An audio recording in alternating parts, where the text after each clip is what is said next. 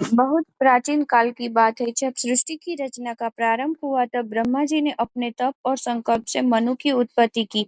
साथ ही उन्होंने एक अत्यंत सुंदर कन्या की रचना की, शत्रुपा। वह ब्रह्मा की ही सृष्टि थी, परंतु रूप में इतनी अनुपम कि स्वयं ब्रह्मा भी उसकी ओर आकर्षित हो गए। यह आकर्षण मोह में बदल गया। शत्रुपा, जो स्वयं निर्मल और निष्कलंक थी, यह देखकर व्याकुल हो गई कि स्वयं सृष्टिकर्ता की दृष्टि अब अधर्म की ओर झुकी हुई है। वह बार-बार अपनी दिशा बदलती रही, परंतु ब्रह्मा ने अपनी दृष्टि से उसका पीछा करना नहीं छोड़ा। हर दिशा में देखने के लिए उन्होंने नए-नए सिर उत्पन्न कर लिए। दाएं-बाएं, पीछे और ऊपर। यह दृश्य देखकर नारद मुनि अत्यंत क्षुब्ध हुए।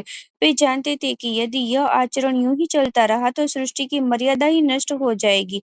वे तुरंत कैलाश पर्वत पर गए और भगवान शिव से इस पापपूर्ण स्थिति की चर्चा की।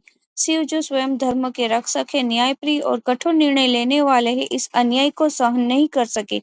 शिव त्रिशूल लेकर आकाश में प्रकट हुए। उनके नेत्रों में प्रचंड क्रोध था। वे ब्रह्मा के सामने प्रकट हुए और बिना कोई शब्द कहे अपने त्रिशूल से ब्रह्मा का 5वां सिर काट दिया। वह सिर जो अधर्म का प्रतीक बन चुका था, परंतु वह सिर उनके हाथों में चिपक गया, क्योंकि वह ब्रह्म हत्या मानी गई। यह एक प्रकार का दोष था और शिव को भी उसका प्रायश्चित करना पड़ा। शिव ने भिक्षाटन किया।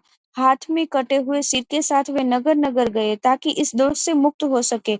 अंततः जब वे काशी पहुंचे तब वह सिर उनके हाथ से गिर गया और वे ब्रह्म हत्या के पाप से मुक्त हो गए।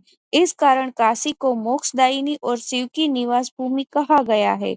इस कथा से हमें क्या सीख मिलती है? एक, मर्यादा और धर्म का पालन सर्वोपरि है। चाहे कोई कितना भी महान हो, यदि वह मर्यादा का उल्लंघन करता है तो उसे भी दंड भोगना पड़ता है। ब्रह्मा जैसे सृष्टिकर्ता को भी अपने अधर्म के कारण अपना एक सिर गंवाना पड़ा। दो, नारी का सम्मान अनिवार्य है। नारी केवल सौंदर्य का प्रतीक नहीं बल्कि सृष्टि की आधारशिला है। किसी भी रूप में उसका अपमान स्वयं सृष्टि के मूल स्वरूप का अपमान है।